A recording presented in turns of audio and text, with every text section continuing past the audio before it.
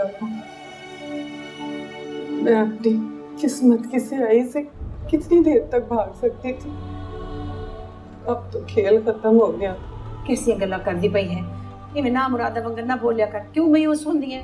इसलिए आपा क्योंकि मुझे जो नजर आ रहा है वो तू नहीं देख सकती। आपा तूने मुमताज को देखा नहीं, मैंने तुझसे कहा था ना, वो अभी खूनी दरिंदा बन के वापस आया है। उसने मुझसे बदला लेना है, उसने मुझे जिंदा नहीं छोड़ना। आपा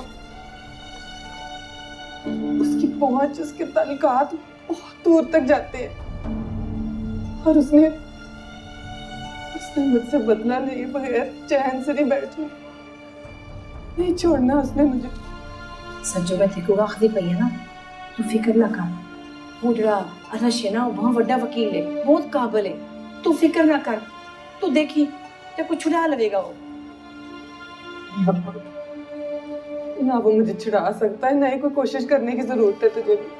मुझे तो अब ये डर है कि कहीं इसके साथ साथ उसने जो ज़ेबो के साथ किया है वो बात ना खुल जाए। आपको मेन बात तो वही है, बताना नहीं चाह रही। हकीकत कैसे पता चलेगा?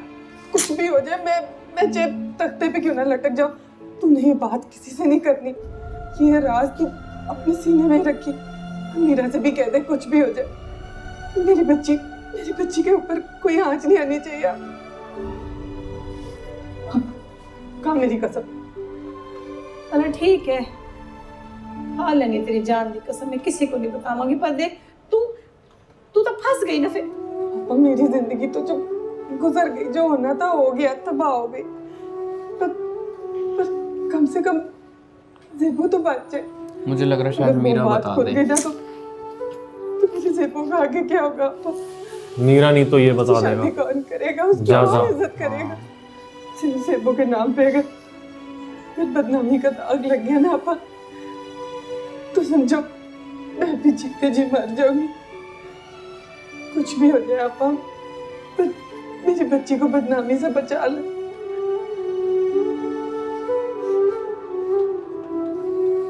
आपा ज़ेबो कैसी है? ज़ेबो दा क्या बतावा देखो, ना खांदी ना पींदी, ओदी तां हालत देखी नहीं जांदी मेरे कोलों। हर वक्त रोंदी है, बस एक कोई गाल है देखो ना, अम्मी जी के पास ले चलो, अम्मी जी के पास ले चलो। मैं क्या करा? नहीं अपा, हरगिज नहीं। कुछ भी हो जाए तूने उसको इधर नहीं आने देना। अपा तो उसको घर से निकलने भी ना दे। कुछ भी हो जाए तूने उसकी हिफाजत करनी है। अपा हो सकता है केस चले कोर्ट में, ज़ेबो खुदा के बात बोल दे। उस ज़ेबो का नाम ले के बड़ी ज़ेबो क्या पता खुद ही बता दे। वैसे इसने हमला जो करा डिफेंस में करा है अपने। इज्जत की हिफाजत अब तेरे हाथ में है, इसमें कोई डील ना करिए अपा। और टाइम पूरा हो गया, गल समझ नहीं आ रही मेरी? टाइम खत्म हो गया, चल जा यहाँ से।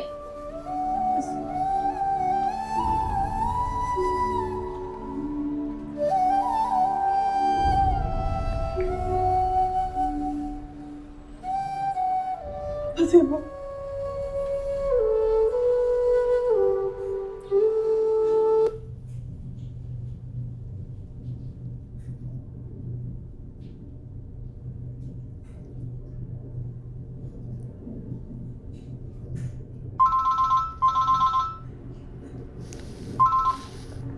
हेलो, कैसी हो मीरा?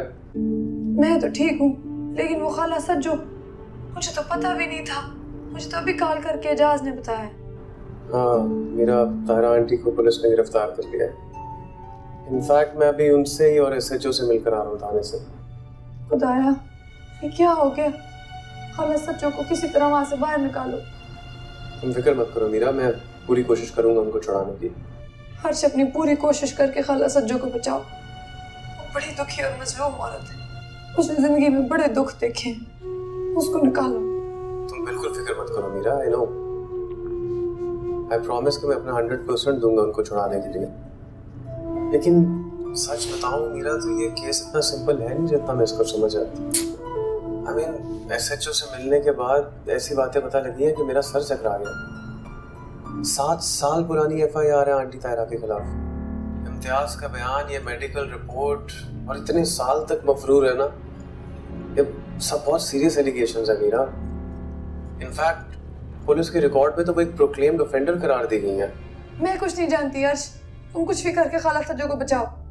इतने बड़े काबिल वकील हो, इधर तो मुजरिम जुर्म करके बाहर दंदनाते फिरते हैं। खाला सज्जो तो बेकसूर है।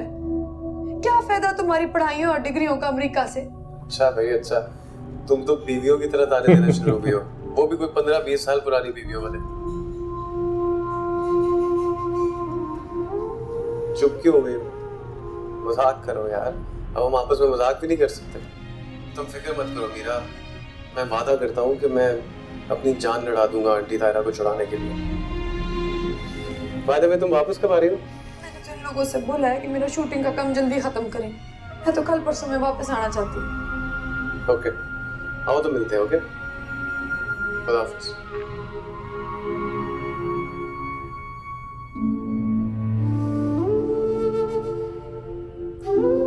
सेबो आ जाओ, खाना खा लो।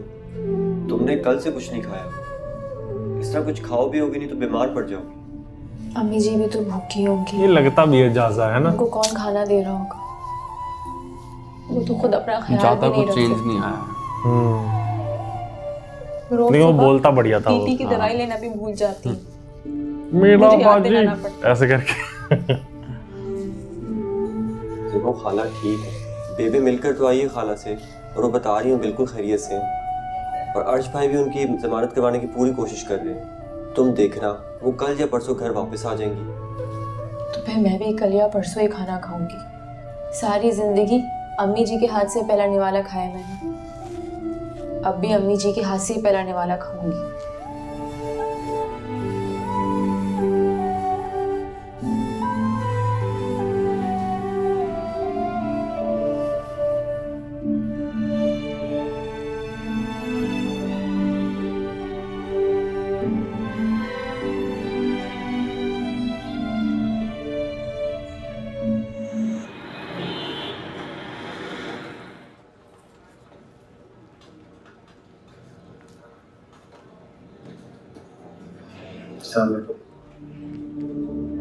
वालेकुम सलाम। आप हमें अकेला छोड़ सकती है? मुझे अपने क्लाइंट से कुछ बात करनी है। वकील साहब, हमें यहाँ से जाने की इजाजत नहीं है।